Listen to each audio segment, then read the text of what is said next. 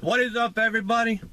Well, it's I don't even know what today is, and don't really care. It's around the 21st or something like that of March, and you know, March is coming to an end pretty soon, and pretty soon we're going to be doing air conditioning checks, and you know, it's been kind of slow here, which is fine because you know I normally expect this time of year to be like this. You know, it's almost I call it a forced vacation, and I don't mind taking it, trust me, because I know here in just a couple weeks it's going to be wide open, 12, 16, 17 hour days, and you know, it's going to be wide open, so I kind of embrace the vacation. So anyway, with that being said, you know, I've run a couple calls this week, but you know, the last couple days I've been doing scrap. Let me tell you something. If you do scrap, oh my God, it's been 2 back-breaking days, man. I took all the compressors in and the motors, and I took all the coils in, and you know, cut everything up, and God bless, it was back-breaking. I went in, was tired, didn't want to do nothing, just sat on the couch after I got out of the shower. Just put my head back and feet up and relax.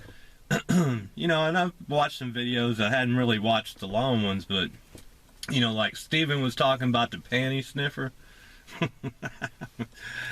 Man, I knew this guy, and we was working on this condo downtown Atlanta, in the, you know, the high-end neighborhood of Atlanta, one of them. And we was moving an air conditioner from the roof down to the yard, down to the ground out there. And you know, we was having to rerun line sets, and anyway, the people that would live there, it was a young couple. You know, he was a chief of surgery at Emory University, and you know, he was you know, 35, somewhere around there, maybe a little younger actually. But his wife, she looked like Shania Twain, and I mean, just like her. And you know, of course, we had access to the apartment because you know, we was doing work in there. And the guy I was working with, I'll never forget it, man. It was like it was yesterday. But the guy, you know, he disappeared. He disappeared on us, and it was like, man, where'd he go? I was calling his name, and so he said, oh, I'm in here. So we went back there and I said, dude, what are you doing? The dude, he wasn't a panty sniffer, but he was a panty snooper, man. He was in our panty drawer, just digging through it. It's like, oh my God, dude, what are you doing? Oh, it'll be all right, he said. Of course, we didn't have anybody there to catch us. So, you know, so he got away with it. So it just made me wonder, how many other people's houses has he done that to? You know, so, and I know we all have stories about people we work with or whatever, but it was hilarious. I was like, man, never inviting you to my house. You know, so it was fun. But anyway, so yeah, so we all have our own stories, but you know, I want to throw a shout out there to a guy named Gerald Ellison. He's been commenting on some of my stuff, and you know, the reason I'm doing it is because I want to thank him for being an adult and leaving adult comments. Because some of the videos I do, you know, some people don't like them because I talk about HVAC scams or pricing or whatever. Because I'm a small guy, I don't have the overhead that other people do, and sometimes I just don't agree with some of the prices they charge for some of the stuff they give, especially when the guy is NATE certified and just got out of school. And so some of the stuff I say, some people just don't like it. And let me say this 2 or 3 times. I don't care if you don't like it. I just don't, because I'm one of thousands out there that feel the same way.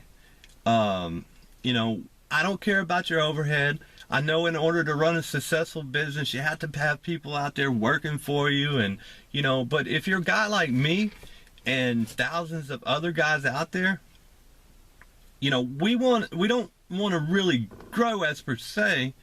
Yeah, we want to grow. Maybe we want to have a couple employees, you know, a couple service guys or whatever. Maybe we want,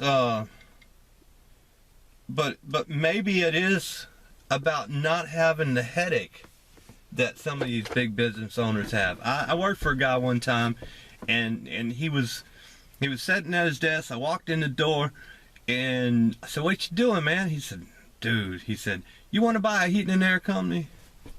Just like that. I said, "What's wrong, man?" He said, "Man, all these people, it's just a headache." So, and I know a lot of other big guys out there that they'll tell you in a heartbeat. Now, I'm not talking about the guys that don't have air conditioning experience and come into the business just so they can make money.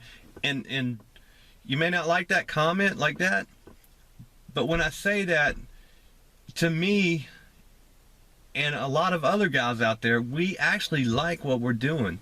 Some people ask me what I do for a hobby, and I say, I work. Well, that's no kind of hobby. You're working. Well, if you enjoy doing what you're doing, then it's not really work. So it's almost like a hobby. So that's why I say that. I work. That's my hobby. But these other guys, that the businessmen that come into the business because of the money, they don't have the heart. They just don't have the same feeling towards the business as I do. Because if you really like doing what you do, you'll never work a day in your life. So as far as growing, it's just, I don't, maybe having another truck, and that's really as big as I want to get. But there's nothing wrong with increasing my invoice, the size of my invoice, without growing the business as per se. So anyway, back to Gerald Ellison. So he leaves really adult comments, and we can go back and forth about how I feel, about how he feels, and we do it like adults would do it. But there's some guys out there that like to go make up special names like Sorry Charlie. I hope I pronounced it right. Sorry Charlie, right? That's it. So Sorry Charlie makes up a name, and he starts leaving comments on videos about how, I'm jealous and it's just sour grapes and all that other stuff, and dude, it's really not. But if you want to leave a comment and ask me about how I feel about something, leave it.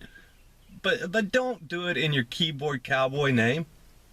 Do it like an adult would do it.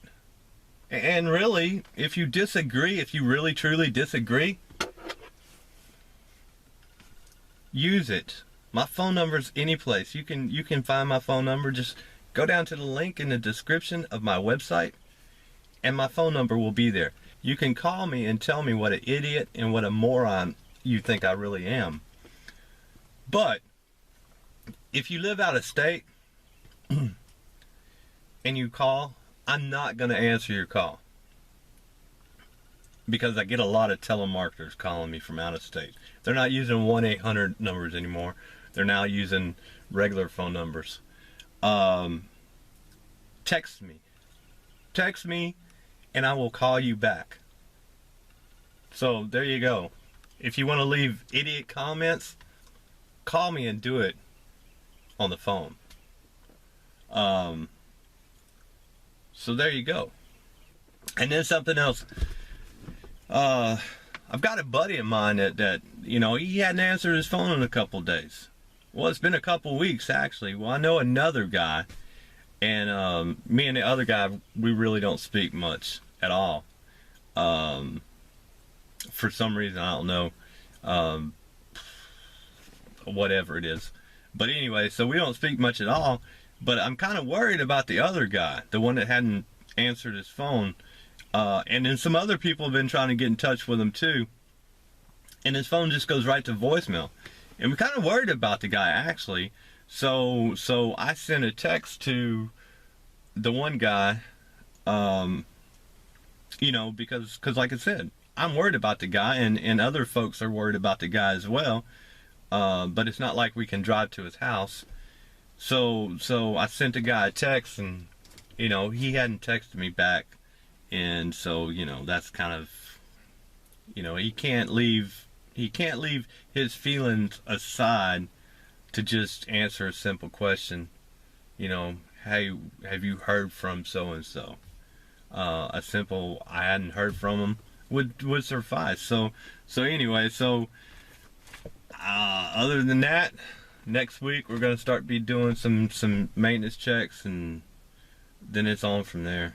So anyway, y'all have a great day, and we'll talk to you later.